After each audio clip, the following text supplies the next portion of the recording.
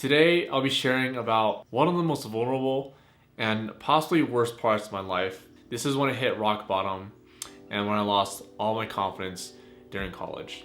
This is going to be a juicy and personal share, and at the end of this video, I'm going to talk about what I would have done to take control of my life back in 3 months instead of 5 years.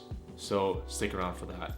So I'm just going to cut into the chase of things. For most of my life, I've been pretty confident and normal, especially during high school. During my last 2 years there, I gained a lot of confidence just from being an upperclassman. But then when college came around, it took a really dark turn. But to understand this better, you need to understand that during my whole life, I was kind of Christian in that I called myself one ever since I was 5 or 6. I went to church about 3 to 4 times a year, and I prayed before certain meals and stuff. So I was kind of Christian, but I felt like I wasn't fully dedicated and I wanted to commit to Christianity. So then college came around and it was time for me to go, and I was like, all right, this is it. I'm going to dedicate and commit myself to Christianity. I'm going to go to church on a weekly basis and even join a Christian club. And I did, but it turned out to be probably the worst mistake in my life. And I'll explain how. In the first month, it was fantastic. The first month was amazing. I was surrounded by Christians. I was surrounded by like-minded people. I really loved the company I was in. We were singing songs about Jesus, and it felt really good and ethereal. It almost felt like I was in a mini heaven of sorts. The first month or two felt very ethereal and great, but somewhere around the third month, things started to feel kind of off. I think deep down I realized that I didn't really like the position I was in or the club I was at, but instead of facing it head on, I just kind of denied it. And this is at a point in my life where I didn't understand emotional regulations, and I didn't understand to follow my gut and follow what makes me happy. So I had this gut feeling that I didn't belong there, but I just denied it. I was like, I'm totally happy here. I just ignored the inner voice underneath. I didn't even acknowledge that it was there or acknowledge or admit that I was unhappy. I just felt some unhappiness and kept going anyway. I didn't want to think of myself as a non-Christian or as a bad Christian, right? I wanted to think of myself as someone who's saved, who has salvation. I know it's weird, but if you've gone through church, then you get me. That's how I felt. And so I didn't want to be a bad Christian. I didn't want to be someone who would be damned. So I just kept going and kept pretending to be happy. When I would not be in church or not be in fellowship, the club I was in, I would just go on and live my own life and not really think about Christianity or church and do my own thing, right? But as soon as I bumped into people from the church or from the club, oh, hey, how's it going? All happy and stuff, like pretending to be really happy around them.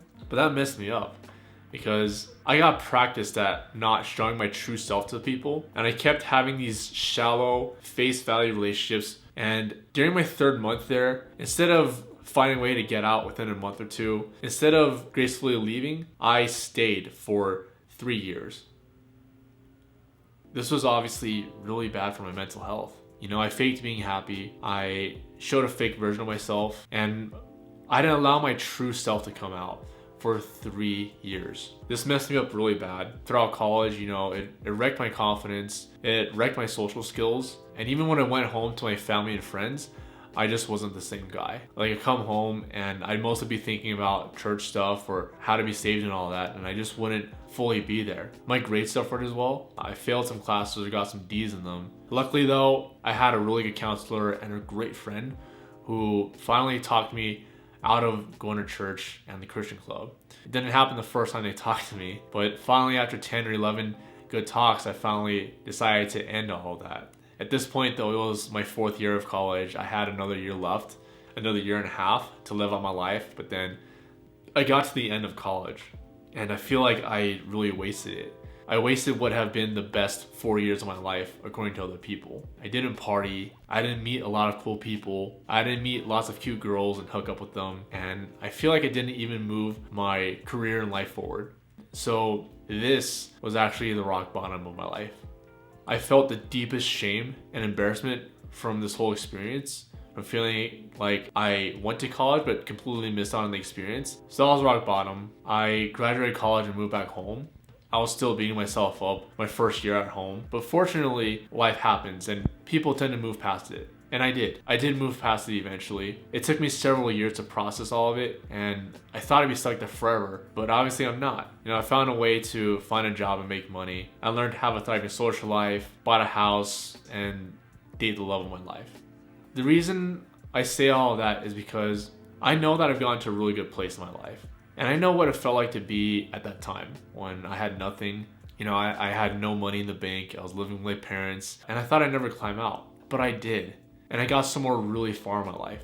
And there's one thing I want you to take from this video is that you can do it too. You can crawl out of that hole and have an amazing life as well.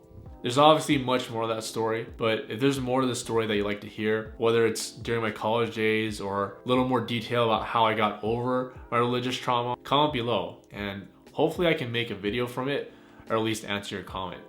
If any of you have experienced this, I'd love for you to comment below because I like to know what happened to you as well. Alright, so it did take me a few years to fully put myself back together again, but looking back, it's so obvious that I could have been happier and confident within just 3 to 6 months. And here's what I would have done to speed that up.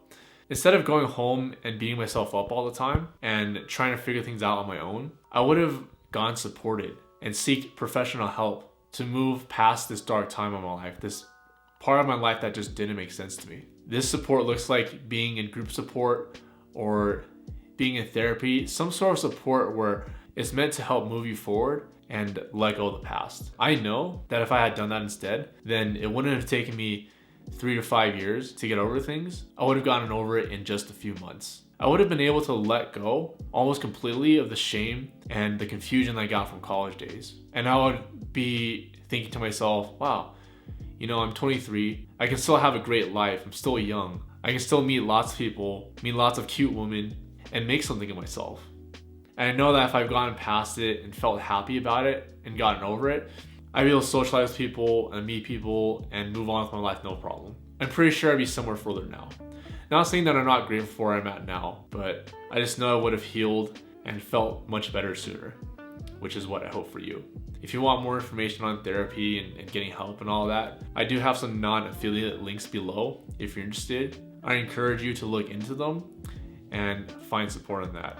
If you have done the work of therapy and you're working full-time now, but you still need or want guidance and feeling confident and being more yourself, I do give out complimentary 16-minute calls to support people. This is all on me, and I'm happy to help you whether you want to invest in me or not. There is a link below if you want to book.